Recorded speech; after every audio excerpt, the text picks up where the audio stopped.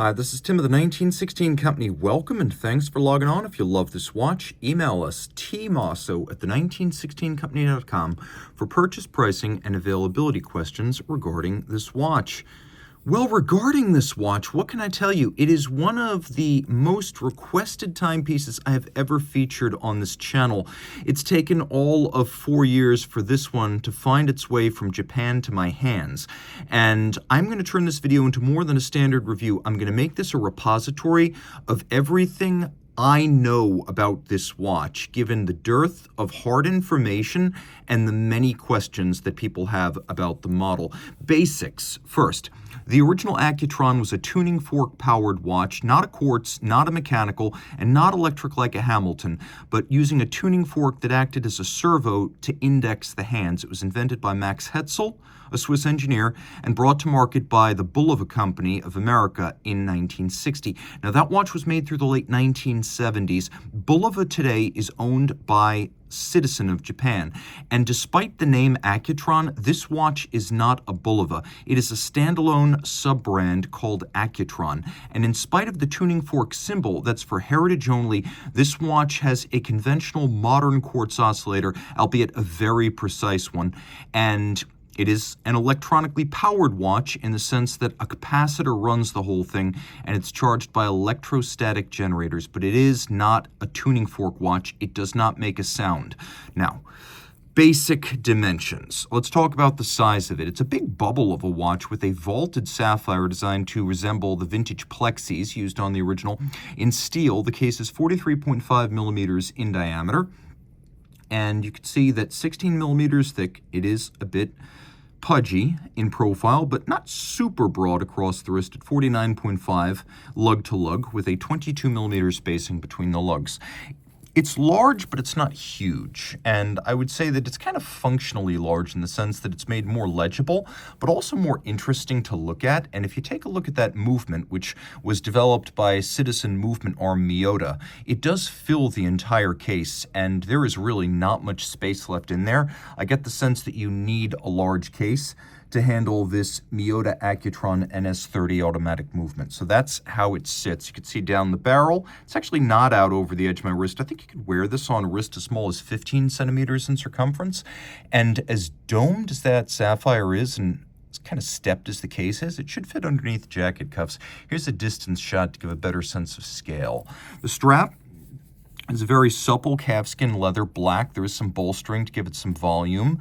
We've got a folded edge, a monotone stitch on the bottom, wonderfully buttery calfskin. This is really quite soft and luxurious. You can see it's Accutron branded, and there's no crimping, there's no gouging. This is a brand new factory strap. The buckle is double deployant with twin trigger action. You can see this is a piece that is quite familiar in design. And with a twin trigger release, it cannot pop open inadvertently. And in order to make sure that the strap doesn't pull through the buckle, there is a little clamping mechanism that snaps shut and gives you just that much more protection. So you've got a deployant clasp and you've got a clamping mechanism to ensure a positively locked strap inside the buckle itself. So I like all of that. We have an angular sort of vintage-inspired case with a narrow case band, though a thick profile. You can see that there's a vertical satination. The lugs are stepped out. The case band is satin, but the lug profiles are polished, as are the case back lip and the bezel. You can see the bezel features several different facets, and it's slightly instepped from the case band to visually thin the watch a little. You have that Accutron tuning fork logo on the crown, but remember, this watch is in the tradition of Accutron, but it is not a tuning fork watch. It is a quartz oscillator inside. Taking a look at the case back, you can see we have the Accutron logo again, and a little motif referencing the electrostatic generators, which are at the bottom of the dial, and the electrostatic motor, which sits right at about 10 o'clock on the dial. So you've got the Accutron for historic reasons, and that little reference to the turbine-like electrostatic generator. You can see this is the 2020 watch, but I can tell you the example right here in my hand was sold in 2022, and as it comes with a 5-year warranty, that is still in effect. Stainless steel, yes, it's a sapphire crystal. They clarify that. And you can see Accutron Service Center only. That means do not open it. It was assembled under clean room conditions, which are necessary for the operation of the electrostatic components. So do not attempt to open this. But on the other hand, I can confirm, and there were many questions, but this watch can be serviced. There were a lot of questions about whether or not this was a disposable quartz watch, and the answer is no. Accutron advises that after 5 or more years, the watch can begin to use too much energy, slow down, and stop, and if that happens, send it to the service center for a routine service. So that's how you will know when the watch needs a service. Rather than losing a ton of time, it's going to be prone to stopping and not having the energy reserve you're used to. More on that in a moment. The watch features a 50-meter water resistance rating, and there's a lot of contention in the industry about whether or not a push-down crown and a 50-meter rating can be used for swimming. Accutron, and by extension Citizen, the company behind it, say you should not swim with this 50-meter watch. Splash while washing your hands and rain exposure only. A couple of quick notes about the crown here. It is not a winding crown. You can't energize the watch using the crown. What you can do if the watch is operating, more on how I did that in just a moment, but if you pull the crown out when the watch is operating, it will stop the seconds hand. What you also need to know, though, is that it stops the movement altogether, which means that you can put the watch into its power saving mode, which normally only activates after 10 days of inactivity. In this power saving mode, you will stop everything. All 3 hands, as well as the watch's integrated circuit and its ability to keep its bearings regarding the time. So while the watch can sit, if fully energized, for 2 years in this mode and restart, when you restart at any point in that 2-year period, you are going to need to reset the watch. So let's be clear about the 2 different saving modes that exist. One starts up after 5 minutes. In that case, the hand will stop. Now, if it sits for 10 days, the watch will stop altogether, which means all 3 hands. If the hand bearing the seconds stops, you can pick the watch up, and in 3 or 5 waves of your hand, you can resume operation, and the seconds hand will jump back to its correct position. The integrated circuit remembers. But if that period of inactivity extends to 10 days or more, everything shuts down and the watch goes into energy saving mode. If you reactivate from energy saving mode, that is not merely the stoppage of the seconds hand, you will have to reset all 3 hands. Now, one important thing to know about energy saving mode is that when the watch is completely dormant, assuming it is fully charged at the point it stops, it can continue to restart from that mode for 2 years after with enough energy to get back up and running. If it is allowed to go completely dead, the seconds hand will actually move to the 4 o'clock position, and this is if you let it stop entirely, leave it for more than 2 years.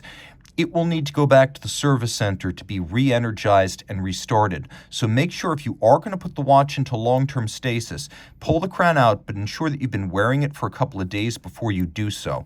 Now, in terms of energizing it, what can I tell you? Only that the manual itself says that 1 hour of walking, which they describe as 6,000 steps, will energize the watch to the extent that it will have 1 day of power reserve. So 2 hours of walking will give you 2 days of power reserve. That's how it works. And it cannot be put on a winder. For whatever reason, there is a winding method here that involves waving rather than rotating. So if you put it on a winder, it will actually stop. It will go into hibernation mode. And that is very important to remember. You cannot energize this watch the way every other automatic watch energizes. As I move it, I can feel there's a significant mass inside the watch, but it doesn't spin like a rotor. No matter how I shake it, I wave it, I try to deflect it and turn it, I cannot get it to wobble like a rotor and spin. I can feel the movement, but it stops after a quick motion. So this thing is designed to wind like this, as though you're waving your hand. Imagine you're waving your hand, or maybe you are waving a wand, or perhaps chopping wood, that's the motion that actually energizes this. Now let's talk about the movement itself.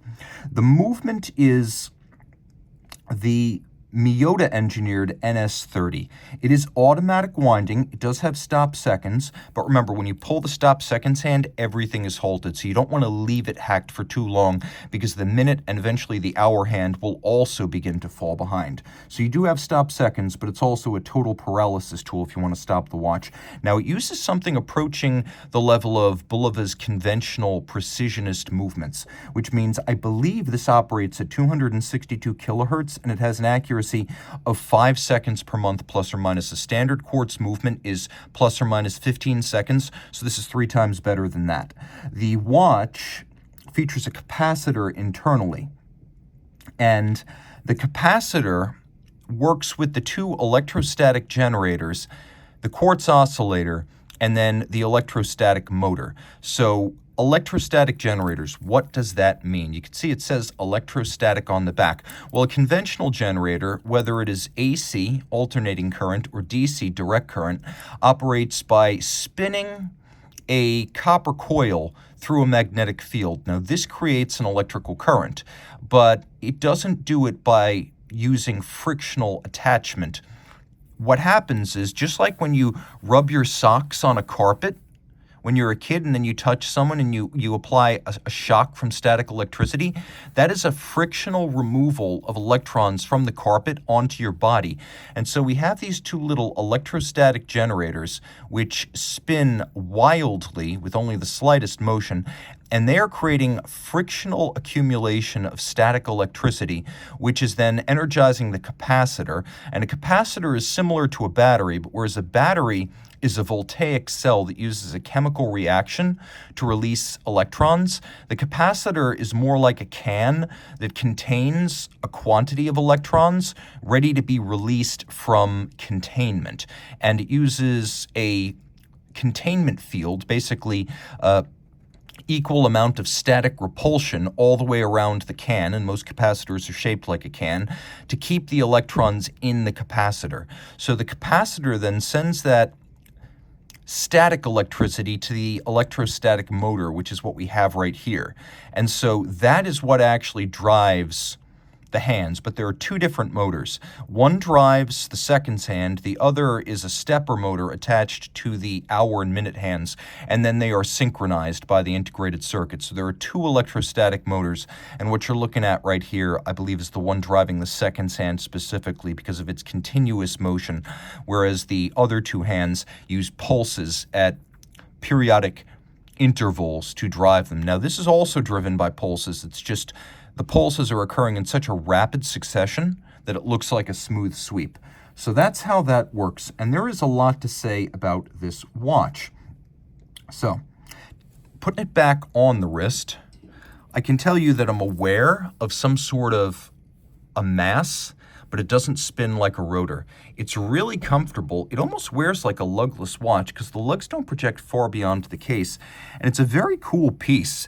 It's inspired by the original Bulova Accutron Spaceview. So in 1960, when the Accutron came out, Bulova sent out a number of versions of the watch that had the dials removed in their entirety to show the underlying transistor, the coils, the servo-style tuning fork, and then the gearing that drove it all.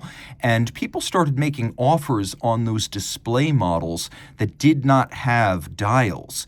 And so they were clever folks at Bulova, based out of New York, and they launched a model called the Spaceview that allowed you to see through. There was no dial, and in general, with only a few exceptions like the Swiss model, the hands were always white or bright colored to allow them to show well against the dial base, and there was always some sort of track outboard against which you could read the hours and the minutes and the seconds. Now here you can see that that is a sapphire that is cambered and sits under the plexi-like sapphire that covers the whole dial. So that's what's going on here. This is a tribute to the Accutron Spaceview, which was the Accutron that did not have a dial. Now, just to be clear about the extent of the luminescence, let's turn that off. You can see the watch is quite well lumed.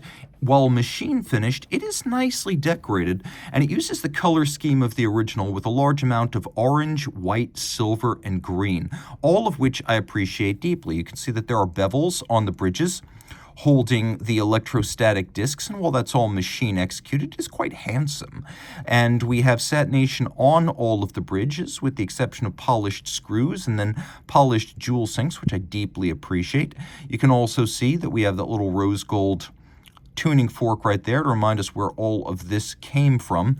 The finishing is industrial, but surprisingly attractive for a watch that originally retailed in the $3,500 range. So I hope I've covered just about everything that you might want to know about this watch. There's a lot of questions out there about how long it takes for the seconds hand to go to sleep, and how long it takes for the whole movement to go to sleep, and how long the movement can sit before you have to send it back to the service center. So there is a lot going on here, and if you want to know more, you can actually go to accutronwatch.com, where they've got the user's manual that is a wealth of information. Great to have if you're buying this watch secondhand, because there is no user's manual with the watch. It tells you to go to the website. So in case the website ever goes down or they take the manual offline, I want this video to operate as a repository of knowledge about this watch and all versions of it, because there have been several since 2020.